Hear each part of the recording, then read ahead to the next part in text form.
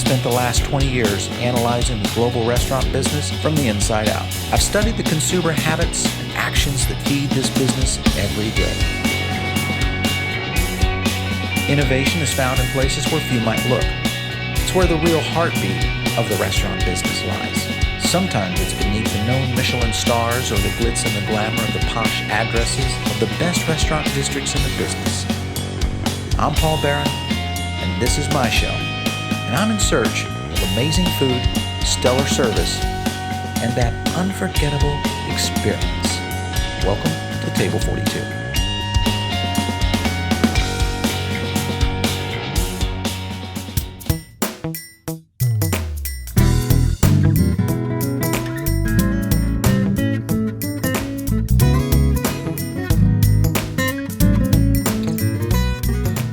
All right, so here we are at the boxing roof with my main man, Chef Simoneaux.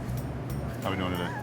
So, first of all, Simoneaux is always fun to say because you're actually a Louisiana boy. Yeah, oh yeah. Yeah, so the Saint hat is sporting.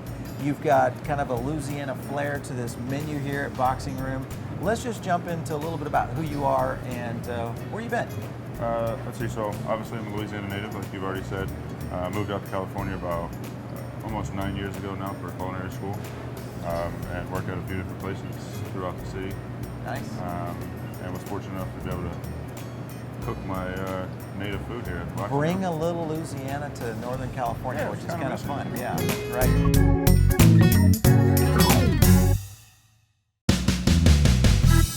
So in San Francisco, you know, a lot of people probably wouldn't place Cajun or even Louisiana-inspired food in this city, but Right. you've been able to kind of blend a combination of what's happening from your roots into Northern California cuisine. How have you done that?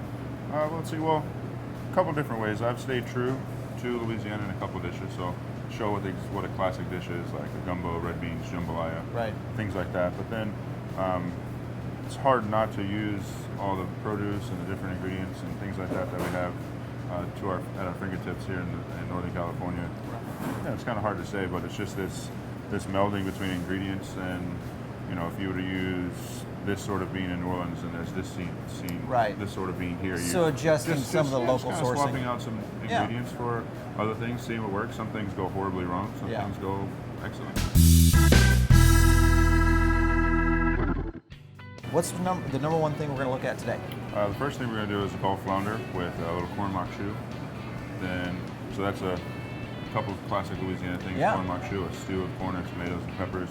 But then we're going to top it with a beautiful salad of sea beans and cherry tomatoes tossed in the tasso vinaigrette. So there's kind of no one in Louisiana knows what a sea bean is. It's a succulent grown in salt marshes on the west coast. So it's Right.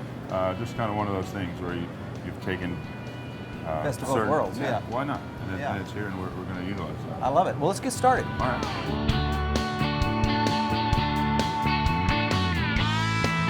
The fish, I just try to, and generally I try not to flip fish whenever I'm cooking it. And when it's thin, I like to use our nice cast iron flat top here. Yeah. I find if you just get a little oil, a little butter, leave it on one side, don't mess with it too much, you get a nice, even golden brown crisp on it, rather than a lot of us have the tendency to start shaking or try to start stabbing at food before Right. It has a chance to do its thing. And in fish, sometimes the fish itself will stick to the pan or stick to what you're doing at first, but as it cooks, it'll actually release itself. So. Right. All right, so Chef, we've got a nice bisque coming up here. Oh yeah, little corn and Louisiana blue crab bisque. Looks like we're just about done here. Right. Okay.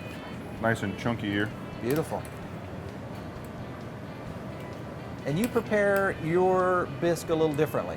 Well, at least this one, not all the time, but for the menu, for the restaurant, you know, we are hearing a lot of requests for gluten-free options. So Right. when I can, I try to do different unique things to appease that crowd. And this instance, I was able to, where I took corn puree, just taking the corn and pureeing a lot of corn and using that in it to thicken it. So the cornstarch essentially Right. is what's thickening this. So you get a nice thick soup, but that's not Without the thickened with roux, yeah. That's a huge aspect to a menu if you can do things like that. So Right. that's great. Yeah, I think it's important to and not lose flavor too. Yeah, I mean, we have to listen to the consumer. We have to stay true to ourselves. So right on. this was one instance where it wasn't going to hurt the quality of the dish. So why not? Yeah. So how do you finish this one off? This one we just have a little chili oil that we make. Just a variety of chili powders, cayenne, some Spanish paprika, and California red chili powder. Oh man! Basically, just steep it in some That's oil, tasty. let it extract all the flavors, so it gives it a nice little kick. Just go ahead and put a few dollops of that around. All right, so Chef, we're going to get into a duck dish now. Oh yeah. Now we're talking about something even more close to home. Oh yeah, this is definitely there. Where are we going? Duck and sausage jambalaya here. So the sausage used is andouille, make it in house as well. Right. We have this nice rice mixture. Wow. Put all sorts of fun stuff in here. We got duck gizzards, we got smoked duck neck meat, we got some pork shoulder as well as all the sausage in there. So Now we're going. lots of stuff. What kind of spices? Do you do anything special with your jambalaya? You know, jambalaya is one of those things where Everybody has their every own person in signature. Louisiana Yeah. does it exactly. So what we do here is, so like most other things, we got the Trinity there. Then lots of garlic, dried oregano, dried thyme, chili powder, cayenne, paprika. Nice. A little thyme and love. That's pretty much it. That's there. right. Yeah. And when you talk about the Trinity, you've got a great tat right there that's kind of sporting your Oh, yeah. hometown. Yeah, so this is actually the Trinity right there. Yeah, you can see that on its bottom. Celery, onion, bell pepper with a quote on the top that says, "Believe in the Trinity." I like it. And then to top this already rich dish off, we put a nice crispy leg of duck confit on top. Now we're talking. Beautiful. Garnish that with a Dress little, that up. yeah, a little chopped parsley, a little bit of green onion on there as well. What a great dish. All right, now we are in front of one of my favorite dishes, fried green tomatoes. How could you not love You them, do right? something a little different though. What is that right there? This is actually not too different. It's a pretty classic combination Okay. in Louisiana. It's not known too much out here, which is kind of one of those cool things. It's new and inventive to a bunch of people that haven't Right. seen that yet. But all we're doing here is we've breaded our tomatoes, fried them nice and crispy. Make sure the tomatoes nice and tender. Sometimes people undercook and you get that real bitter green flavor, which you don't like. Exactly. So all we really have here is some nice Great shrimp. poached Louisiana shrimp. We're gonna season those up with a little salt and pepper. Then we have a remoulade sauce that we make. Wide variety of stuff in this. We got mayo, ketchup, lots of herbs, spices, chopped up pickles, things like that all in there. That's it. Simplicity at its Beautiful. finest. Easy, simple, Louisiana food brought to Northern California.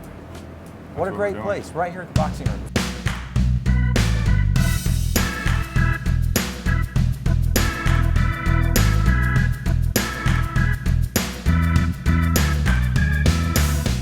All right, so Chef, here we are at the front of the Boxing Room. So bringing all this Louisiana magic up to a restaurant front end like this where guests come in and get to see this stuff.